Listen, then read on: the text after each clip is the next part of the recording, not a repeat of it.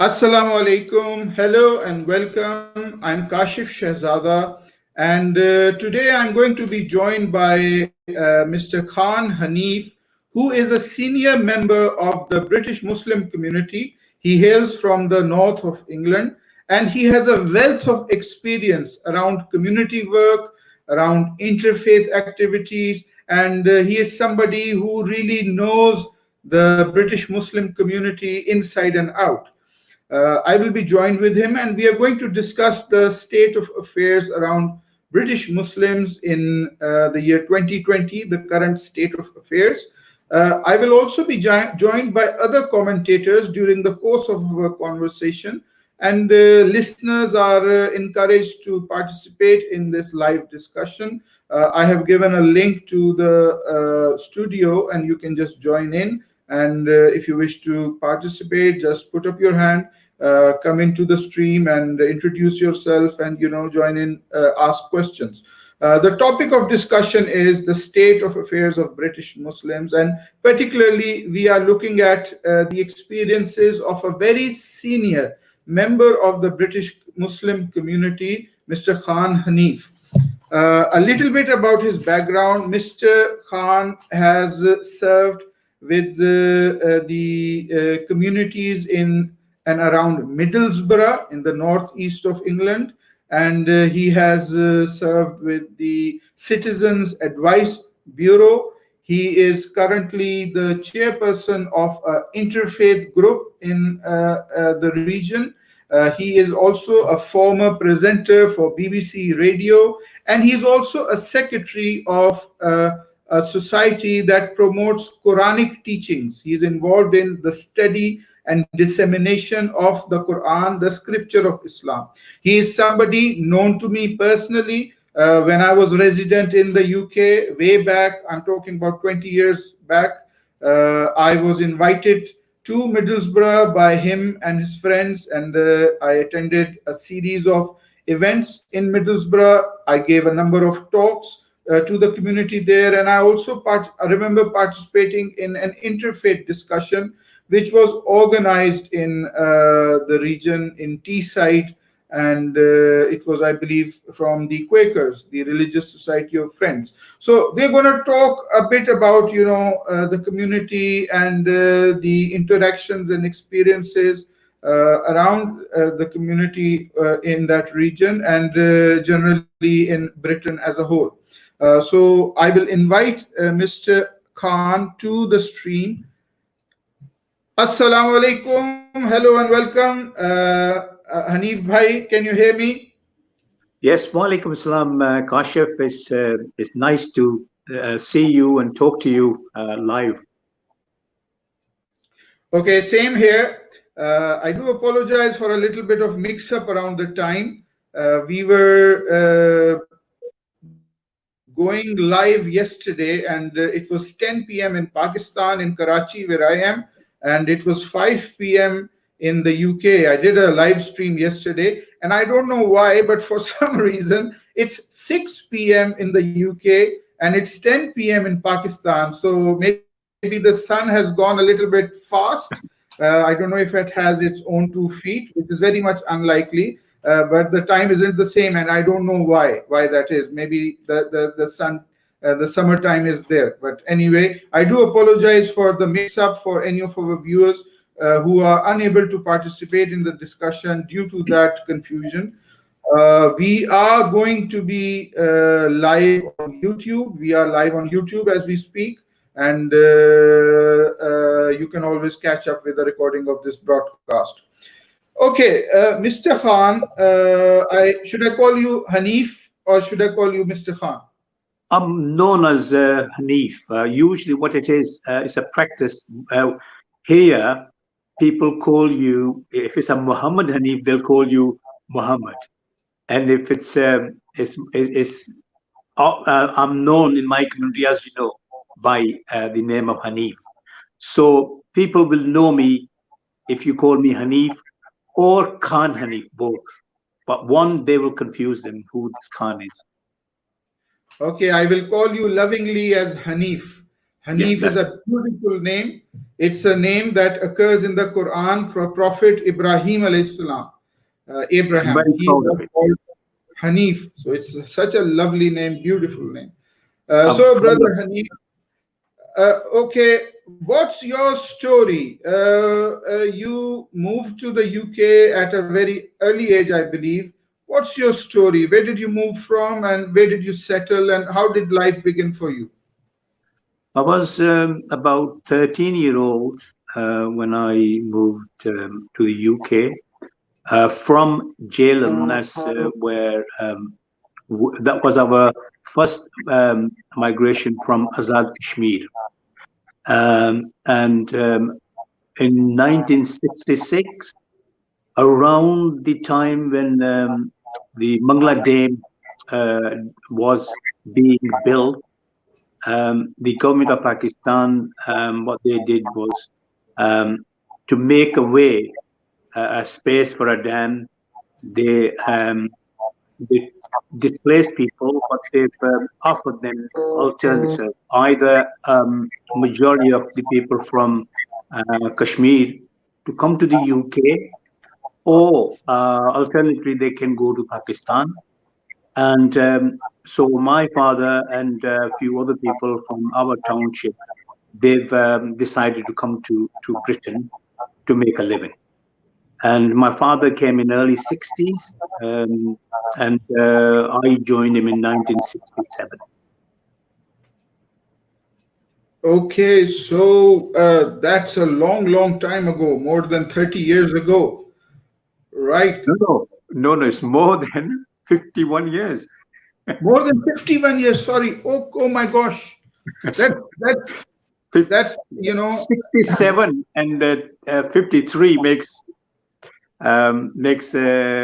53 makes, yeah, 2020. So we're in apologies. 53, yeah, in the Yeah, UK. yeah. Apologies. I thought it was Yeah, 63. older than you. I've lived here. Of course, I came on the scene in 1974. So, Yeah. okay, yes. So you have seen many decades, 5 decades of life in Britain. Mhm. Uh, wow, wow. That's really, a wealth of experience that the new young Muslim Pakistani population needs to know about. How was life like back then when you came? Did you come to Middlesbrough? Did you land in Middlesbrough or were you in any other place?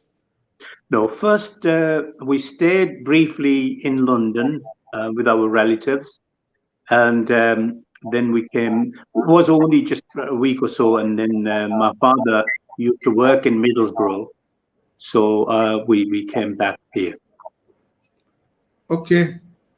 And you have been in Middlesbrough since then, since 1967. Well, I had a brief stint.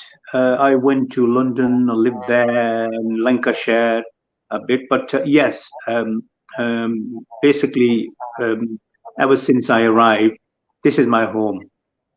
Okay. So I've been here since 67, minus a year or so outside Middlesbrough or Northeast. Okay. So, what's the community like in Middlesbrough? What are its demographics? Are you predominantly Kashmiri Pakistanis? Are there any other ethnic communities as well? What's the community makeup like? The community is mostly, I would say, from India, Pakistan, and Bangladesh, and predominantly, majority of the people, I would say 70 plus or 70% are from Maypuri community from Azad Kashmir, from ethnic minorities point of view. Right. Okay. And are they having a population gap? Is there a large proportion of youngsters, or are the elderly in a larger proportion? How do you see the age demographics? Yeah, the age is relatively young, youngsters among Asian community. However, there is more disability and illnesses and all sorts of issues because our background, um, genetic and hereditary. We have lots of problems like diabetes, heart problems, and we intermarry in our families, cousins, and so on. So we have multiple issues relating to that. So predominantly, I would say majority of Asians, in comparison to the host community, we have more disabilities and illnesses and so on and so forth. Okay, when the community arrived in the north of England, in places like Middlesbrough, in places like Newcastle, what was the reception of the native population, the native white population? Did they receive you? What are your experiences around that? Remembering those old times. Yeah, when I came here, basically myself, I couldn't speak the language. That was the main barrier. You need to communicate with people. And when I went to school, I was basically, harassed and bullied and so on. But that wasn't exclusively because I was Asian. That was the way that the youngsters behave. So, however, my headmaster, Mr. Grant, I still remember him. I actually met him. He passed away age 96. And once I was in a playground, and this a young English lad was picking on me, and he was seeing from top of his room, first floor. And when he hit me, I hit him back, so he was on the floor. And then he and another lad went in and they complained against me that I started the fight and all that. And when he called me, I couldn't say anything, because I couldn't speak English. So he looked at me and he said, "You are okay. You are good."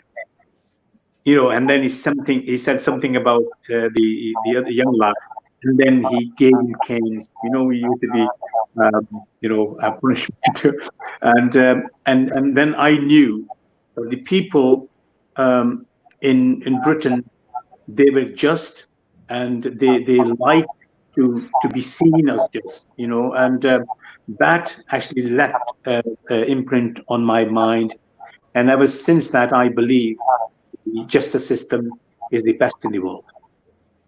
All right. Okay. Corporal punishment, I mean, it was abandoned in the later days, and even in Pakistan, courts have ruled that you cannot give corporal punishment. True. Do you see, is that positive? Or some people say that if the corporal punishment were back in schools, the caning and the punishment, then you might have a more disciplined lot. So what is your perception around corporal punishment? I think if you apply corporal punishment and then you don't have respect from if your parents hit you, you lose your respect, self-respect, self-esteem, and I think it leaves adverse effect on your personality. All right. Yeah. Okay. So in terms of the community subsisting and surviving economically, were there difficulties in finding work as a Pakistani Kashmiri of Kashmiri descent? Or were you able to, do you say that people in Britain of that time were able to find work easily, were able to settle down in, and make a living easily, or were there challenges? Yeah, there were definitely challenges because I'm talking about 1967, 68. That was a year of depression. There wasn't jobs weren't easily available, and that's the time that when I left school in 1970, I went to London to find a job. But I always believe that if you want to work, you will always find a work. I've never been unemployed in my entire life. In fact, after retirement, I'm still working. So those who don't want to work, and in any time, they will find excuses. But I think if you really want to work, work is always there. Okay. And isn't that also a issue with some politicians, particularly those who are leaning towards the right wing, that immigrants have taken up our jobs, that jobs should be for the local people? I think you have to see the society as a whole. You always have a pocket of areas where there's a depression, financial issues, and deprived society, educationally or for other social reasons. And obviously, those people, when they see a black and Asian person driving a Merc or something like that, they will feel that we probably are in that stage, or because of these people have taken away my right. But the thing is this: I work very, very hard. I worked 12 hours a day, and sometime even more. So I work very hard, and I think those who work hard, they will make a good living. So we have, relatively speaking, in this area, people are very, very friendly, very understanding. The last big riot was in 1961-62. They were called Cannon riots. Cannon riots. It happened 1961, and it was all over the world. Where people were escorted by the police to work, and they couldn't go out without escort because people will attack them. Because one Arab young lad, he had an argument with English lad in this area. It's called Cannon Park, and a girl, and then I think the fight ensued, and he knifed this guy, and that actually caused a big havoc in the community, and that was the um, biggest problem for ethnic minorities, and they were feeling that this is not their place, and they were frightened that they had to live together, and the police were very, very sympathetic and would help them people go and escort them from work. So that's a long time ago. But ever since then, I haven't seen anything of that nature. And basically, people in this area are not, they are coming from a variety of different parts of Britain, Scotland, and Ireland. And so, therefore, most of them are immigrants anyway, in that sense, that who settled here. And the people are very friendly. And I think if they see majority of the Asian people working very, very hard. We are a very hard-working community. But now things tend to change. Our new generation, they've taken all the worst kind of tradition from our community from here. And I think that's what is bothering me, the people like me, that we are losing that upper hand that we had, the family system. It's all breaking down. And I'm fearful that sooner or later, If we don't change our ways, if we don't work very hard to get the community together, we might have problem later on. Yes, that's very interesting. Coming back to present times, now we are even in 2020, and two very major events have affected British Muslims.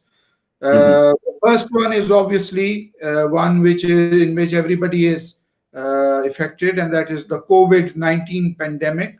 And prior to that, you have also had an upheaval with regards to Brexit. So I was wondering, what is your view on what life would be like for British Muslims after Brexit? And will there be some sort of, change in their day-to-day lives?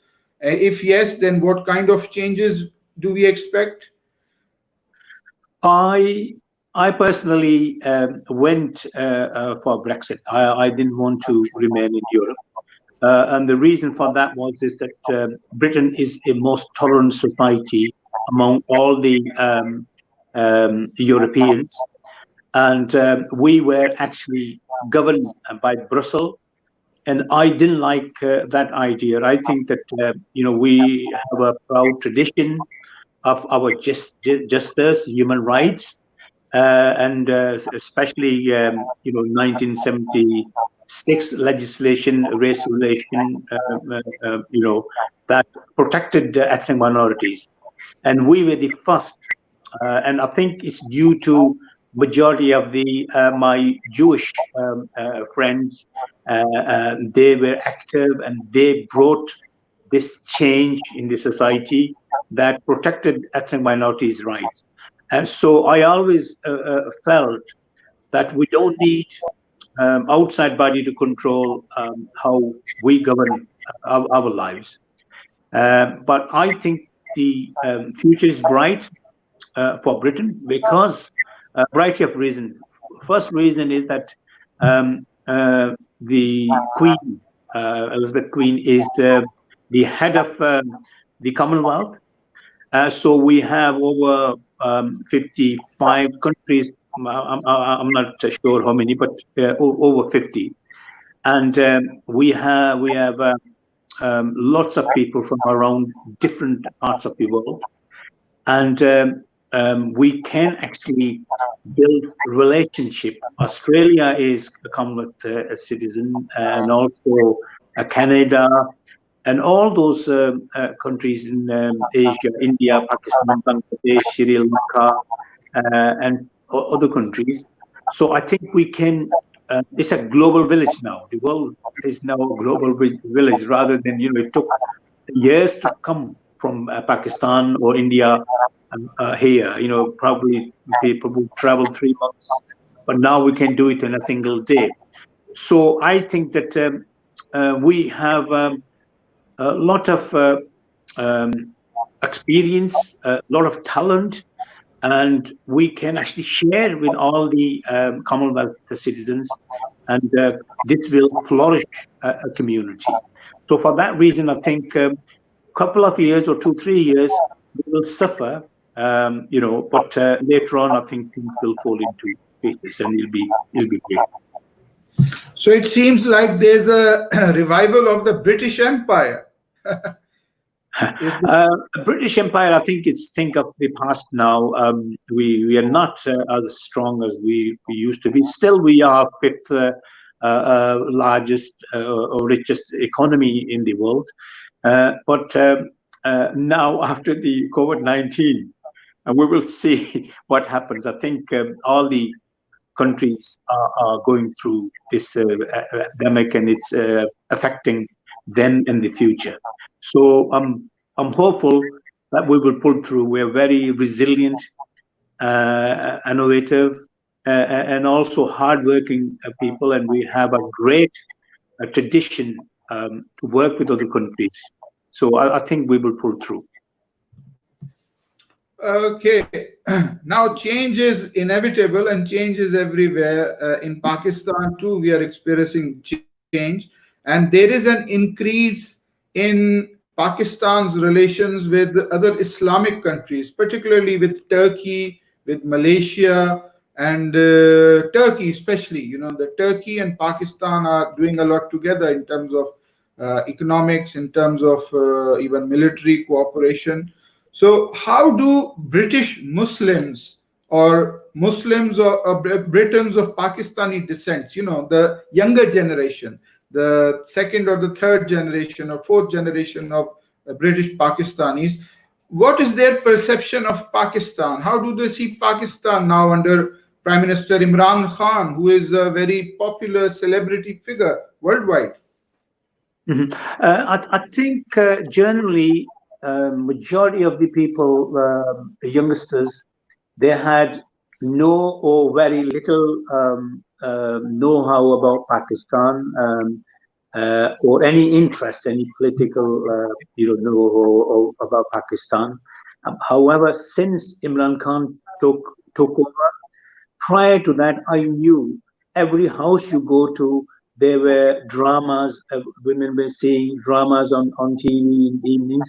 And ever since Imran Khan came, there's an explosion of people now listening to the current affairs about Pakistan. And that has actually broadened their aspect. And so I believe that we in Britain, the youngsters, um, their link with Pakistan has weakened over the years. And there are a variety of reasons why, because when they go there, they don't get good treatment. As there are problems, you've been in everything, you will feel that when you go back, then, it's a very difficult because of the system, the people, the behavior, and the police treat ordinary folks and all that. And here is a completely different kind of life in the system. So if people are given a choice and given they're welcomed in Pakistan, and rules and regulations are relaxed for them, and corruption and the police brutality and the way they treat people, if it's changed, I think Pakistan is a beautiful country and people would love to go. But as I see now, people never been, in a way welcomed. They don't feel that they're welcomed. So we hope that with Imran Khan, he is making a lot of changes. He's promoting tourism, and I think later on people will find um, at home with Pakistan. They will visit more often.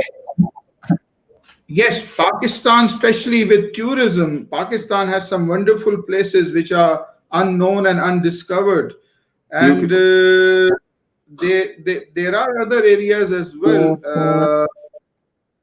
What would you say are the state of affairs between Pakistanis living in Britain, British Pakistanis, and British Indians, especially in the context of the government in India, which is there today, the Modi government, and the issue with Kashmir, the recent, legislative changes in Kashmir. How has that impacted India-Pakistan relations or relations between British Indians and British Pakistanis? So, what is happening around there? I can speak for myself. I don't see any difference between Indian, Pakistanis, Bangladesh. To me, they're all worthy of respect. I don't think that I've seen any rift among ourselves. I have lots of Indian friends. In fact, if I just mention this, that there are four Indian students. They are doing masters in Teesside Uni, and they somehow contacted me because their work was finished. They were doing part-time job to support themselves, self-supporting, and they are from obviously from India, and all of them very very rich.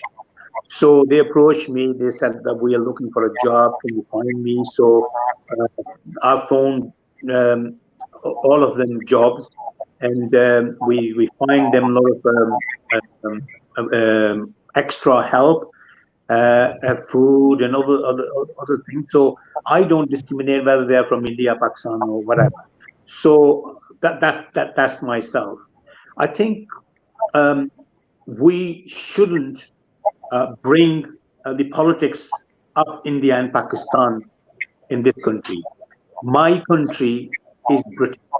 Britain is my first country, and I have certain allegiance with Pakistan because that was my parents' country and I was born there. My children, they're all born here. They're all born here, so they have no connection there because my father was an orphan. I don't have. I have only a um, step sister living in Pakistan. Well, other than that, I don't have any family living in. So for me and for my children, Britain is their home. So I think I'm very proud that we have lots of Indian origin who are in a current government, part of government, and it gives me pride that I see them, and that gives me confidence that this society recognizes people not on because of their color, but what they are and what they do. And Rishi and few other people who are very important in the present government setup. I'm very proud to see them, and I think we need more people coming in politics, and that would give a lot of confidence to our youngsters. Okay, we have a question from Miss Claire Paul. Claire asks, the cricketer and Pakistani Prime Minister Imran Khan is a charming and charismatic man. Does his Jewish ex-wife regret their divorce? So she's asking. Right. As far as I'm concerned, I think it's always regretful when you lived so long and you loved each other and you have kids together as well. However, I believe that you have to move on. I think you have to move on. There has to be, I believe, a lot of affection from Imran Khan for his own children, and she's the mother of her children. So therefore, I think they have a good working relationship, good understanding, and I think we need to learn what happened. You see, because when I was working in at Citizen Advice Bureau, I went through so many divorces, and people don't want to see eye to eye. In fact, they will never ever even speak to their ex-husband or vice versa. And I encouraged, this gives us some encouragement that it's not the end of it, it's the end of your relationship as far as your husband and wife is concerned, but you can still carry on as a on a good, friendly relationship. And I think Jemima Khan and Imran Khan enjoy that bond. Okay, you mentioned the Citizens Advice Bureau. Mm-hmm. Could you give a brief overview of what sort of work it does? Sorry, I can't hear you. I think the voice gone.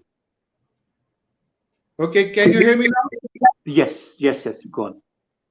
Could you please shed more light on the Citizens Advice Bureau? You are breaking. I understand you are asking me something about Citizen Advice Bureau, but I didn't understand the question. Yes, the Citizens Advice Bureau. What sort of work do you do in it? All right. Yeah, Citizen Advice Bureau. I actually started, 20, 1989. I started in 1989, and uh, my primary role was to provide advice, particularly to ethnic minorities, and encourage them to use Citizen Advice Bureau for varieties of issues. Um, can you hear me? I can't hear you. I can't see you. Hello? Yes, I can go on, please. I can hear you. Right, right. Because your picture just went off the screen. Right. Yeah. We dealt with variety of issues faced by citizens, and because a lot of Asians they didn't take up Citizen Advice Bureau service, which is free, independent, and confidential. So therefore, they've actually. I was approached. In fact, the manager, I was interviewing her on BBC Radio Cleveland. It was used to be Radio Cleveland, now it's Radio Tees. And she asked me that there's a vacancy in her office for a job as a manager for ethnic minorities, project manager, and if you would like to apply for it. So I applied for it, and obviously, it was a tough contest, but I've got it. And my initial role was to encourage ethnic minorities. I will set a target how many people we should see them, and I exceeded that, at threefold, because I was known. I was a secretary of the mosque as well, as I've been involved with other community issues, and it was the only radio station that people listened to, and people 70% of the ethnic minority used to listen to it. So I was known relatively better than most people.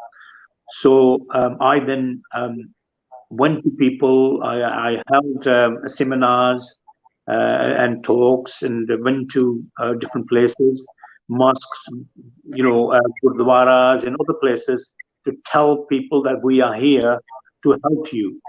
So I encourage that to people.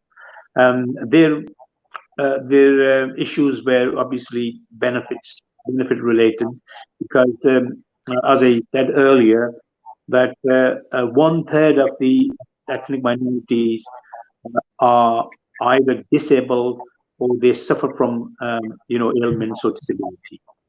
So there was a great um, need for them to know about benefits and what benefits they can get. Employment issues, race relation issues, passport issues, nationality, housing, you name it, we covered it under one roof. So then it became really, really popular.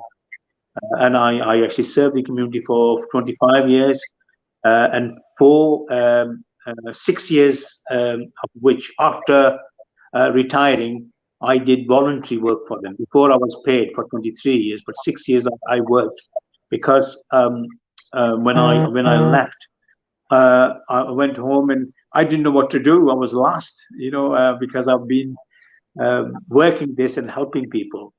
And so I went back and worked for 6 years as a volunteer basis. So it was all sorts of issues that we dealt with. You name it, any issue. If we can't help it, we will refer people to appropriate organizations. Okay, what has been your work like for the Cleveland Interfaith Group? You are the chairperson of that group. What has Right. been that experience like? Right. Since 1986, 87, a guy who lives in Birmingham now, he was a social worker here. Initially, it was his idea to start interfaith group. So people can get together, know each other, and learn from each other about their faith, and have awareness about other faiths and their needs, and so on and so forth, just to be um, a better community person, so we know each other very well. So he either left, and I actually continued, with this, and it was very, very popular. But over the years, a lot of and my partner always been Quakers. They've been very close to me. They are very, very good friend, a good human being. They understand the sort of um, racism and a hatred that ethnic minorities, Asians, suffer, because they were in initial stages of when when they started their uh, different sort of belief. It was not a mainstream belief, and they were harassed and molested, and basically they've been even allowed bury their dead in the same cemetery.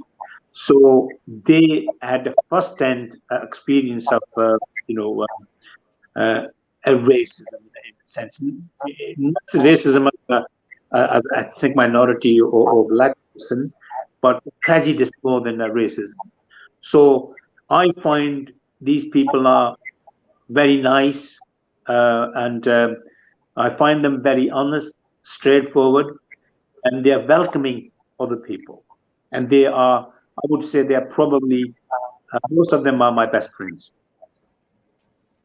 Okay, now in terms of faith communities, have you had any interaction with the Muslim organizations that are in Britain, particularly organizations like the Muslim Council of Britain, MCB?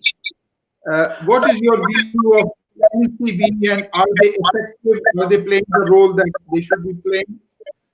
I think you need an organization to represent a, a, a view that that actually represent the sentiment of the Muslim community. But I think that the community is divided in three, four groups among Muslims. One are led by the Kingdom of Saudi Arabia, as we call them, Wahhabis. Although they don't like people call them Wahhabi, but they are known as Wahhabis. And the biggest problem we have is whenever there's a day of celebration, Eid, start of Ramadan or whatever, um, uh, we the mostly Pakistanis, uh, Sunni Pakistanis who call themselves Brahmanis, um, they always have a problem making a decision of a single day to celebrate or start Eid or festive. And other than that, now I think things have calmed down, but I've seen a lot of hatred against each other because when I was the secretary for the local mosque, and I tried to accommodate for them, but I actually faced a lot of criticism from the Brahmanis, although I was saying them that they are Muslims and they are part of this community, and please let them, because they wanted to bring their own ulama to give a, a sermon, and the local mosque, which was governed by the Brahmi Sunni school of thought, and they said no way. And I actually spoke on behalf of Ali Hadith and people, and I said, well, if you can have a music downstairs in a community hall, and if you don't want to listen to them, you can go upstairs. Don't let them lead the prayer or whatever if you don't. but at least they, as a Muslim, they have a right to use the facilities. So, but nobody listened to me. So as a result, they had to find another place, and they are more vibrant, and they because the majority of them are educated, born and brought up here, and their ulmas are trained, properly trained from Saudi. So lots of youngsters tend to go there because whatever when they see them, they speak their own language, they understand each other, they can ask questions, and So I think that's where the Brailwi school of thought is lacking. But I think now I'm seeing some signs that they are now progressing, and they are employing imams who can speak English language. And later on, I think people will have a better understanding among each other. I don't think you can ever bring these two factions together. Because they are completely different from each other. Completely, their ideologies are different. If a Sunni Barelvi says something, you will bound to find that the others are totally against. They will say this is innovation, this is against the Sunnah. So there are problems. But I only wish and hope that this clash of their ideology minimize, and they learn to accept each other and live together in this society. Okay, well, interesting. You mentioned these two groups that are actually having links outside of the UK.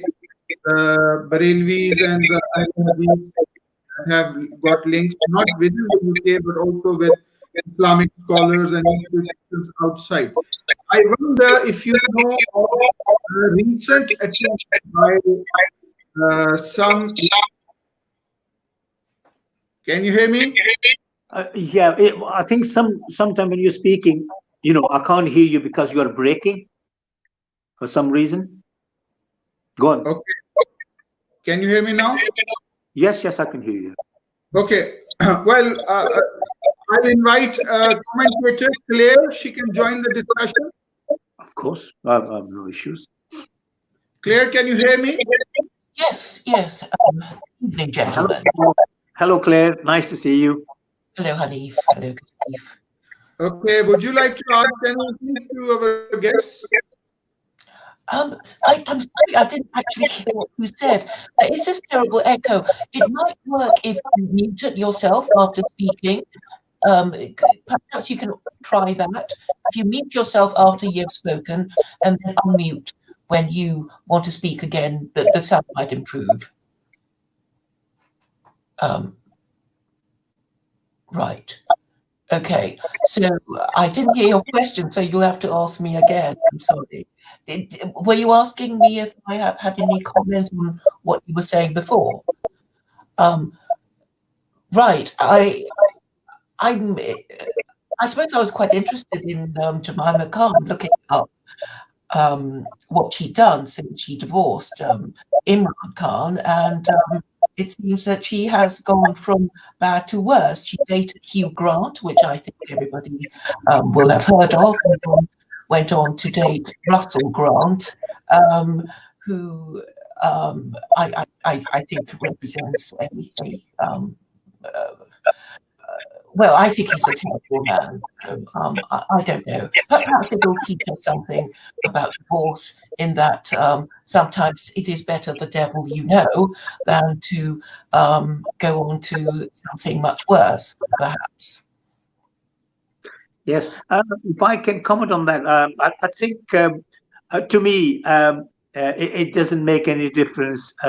They are divorced, they are separated. She has her own life to lead, and Imran Khan has his own. But the best thing about both of them is they still respect each other, and I think this is what we need to learn and promote in our society. After Yeah. divorce, it's always a messy, and relationship, goes out of the window. And this is a learning curve for us, I think. And our young people should learn from this, that after divorce, life still goes on. You can still maintain relationship and carry on. Yes, of course, for the sake of the children, the parents should present a united front even after divorce. I suppose I'm really thinking of um, girlfriends of mine who have divorced their husbands, and they always seem to do worse than before. And I think this is probably general to most women, in that even somebody like Jemima Khan can make the wrong choices. And I suppose my political position is that um, people divorce each other very casually. They get married casually. They divorce casually, and the children suffer, and society suffers. And this brings me back to the kind of what you said at the beginning, Hanif, about how the culture of Britain. I think you need to mute because I keep hearing this terrible echo, and I can hardly hear myself. Um, okay, I'm trying to say that the culture of Britain that Hanif was talking about earlier, about it diluting the work ethic of Asians, may be something to do with the fact that people regard relationships as easy come, easy go. And this causes them to treat their relationships as disposable, and the quality of the next generation suffers. And this is basically my position, which I hope that Muslims and non-Muslims of Britain will discuss a little bit more amongst themselves. If I may just add a point to it, I think. Whereas Jemima Khan, since you have brought this them now, and I think I need to say something about them. The Imran Khan and Jemima Khan, when they started their relationship, or they were courting, or they got married, the situation was this: that Jemima, I think she thought that she can, bring Imran Khan to the UK and make a life here together. However, Imran Khan made it very clear from the outset, that he will not, leave Pakistan, because he wants to do something about Pakistan, particularly when his mother passed away. He had this vision, this passion to actually build a memorial hospital, a cancer memorial hospital in Pakistan. And obviously that needed full-time attention to this, because as it was a state-of-the-art hospital built, and obviously you have to be there, and it's one of the only, I would say, hospital of that sort created in Pakistan, or anywhere in Asia, or I'm not sure if there is anywhere in the world. But that hospital needed Imran Khan. Without that, that hospital would fall. So he told Jemima Khan that I cannot go, although her life was made very, very difficult, because Imran Khan entered the politics, and she suffered a lot because she was living in an alien culture. Although Imran Khan's family is, all well educated, all PhDs, MAs, and very educated, and relatively rich people, but she didn't find it comfortable living there, because she was used to Western way of living. And this actually put a lot of strain on her. And she tried to persuade Imran Khan to come. And he said, there's no way I can, leave Pakistan. I want to live here. This is my country and I want to do something. And he sacrificed. And I think that was, he did mention once that it was the most painful for him to contemplate on divorce, because he couldn't hold her there and couldn't join her in the UK. So they had to be parted. But as I said, the main thing between them is they're still on a very good terms. They have a good working relationship. And, and she is very, very good with Imran Khan as far as the children's relationship is concerned. Every year he used to come and stay with children, and he has access to children. And this is the one thing that I think Imran Khan says the biggest happy. He feels happy when he's in the company of his own children. Now, I think there are positive things coming from here, and I'm happy that Jemima Khan is a lovely, lovely lady, and she has proven over the years in order to teach children Islam. She did, a course in Islam, study Islam, and she is saying that my children will remain Muslims because this is what their father is. So as far as Imran Khan is concerned, I think she was a great lady. I wish they'd never divorced each other, but I think under these circumstances, this was the best thing happening.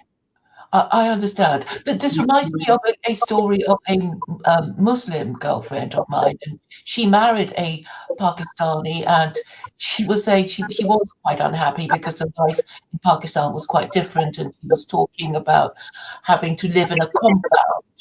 And I think she told me she threatened divorce, and her husband agreed to go and live in Malaysia, where they live happily now, I believe, though I haven't been in touch with her.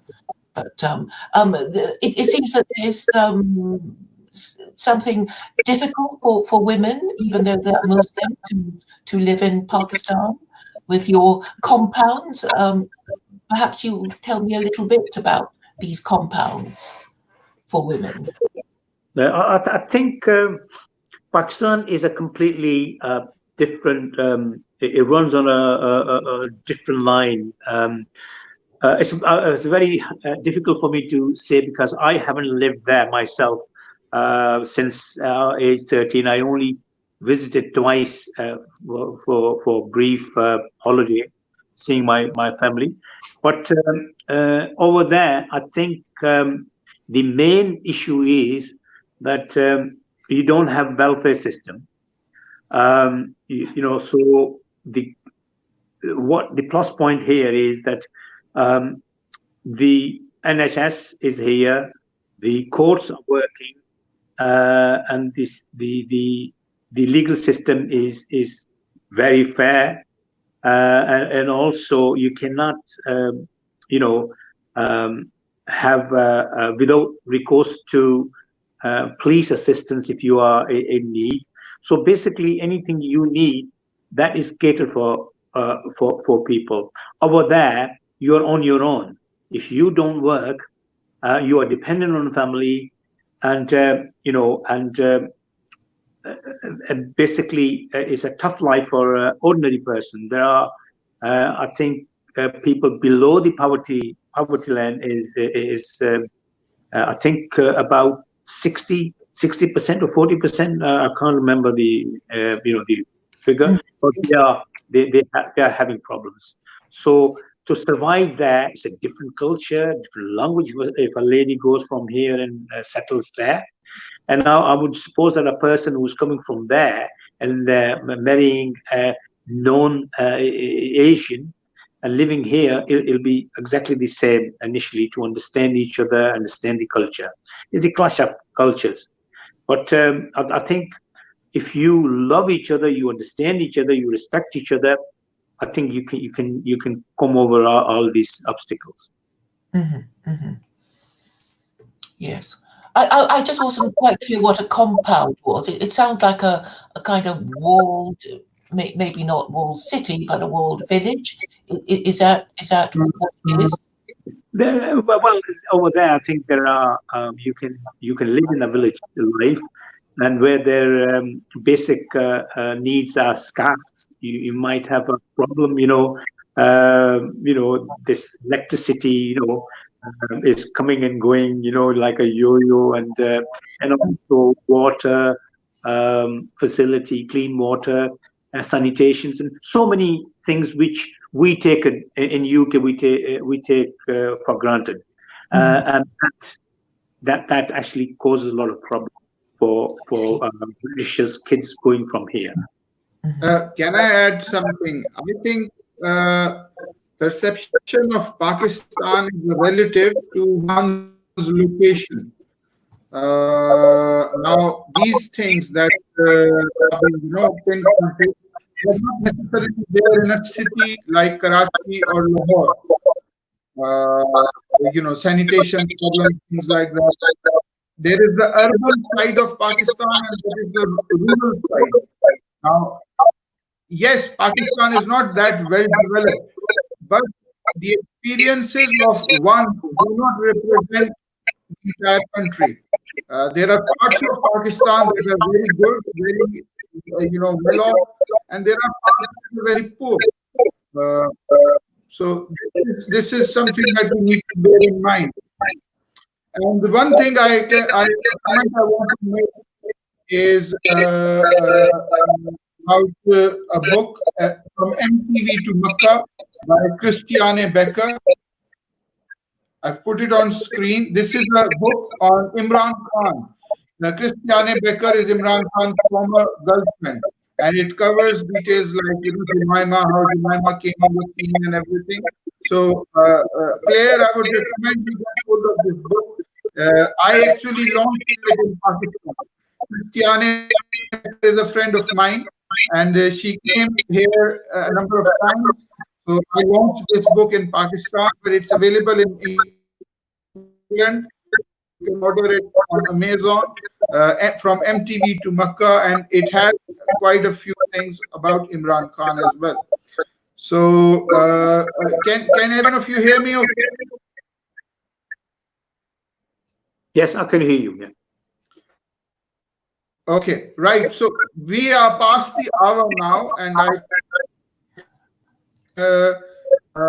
like to call it a day, and I would like to thank everyone of you who joined us.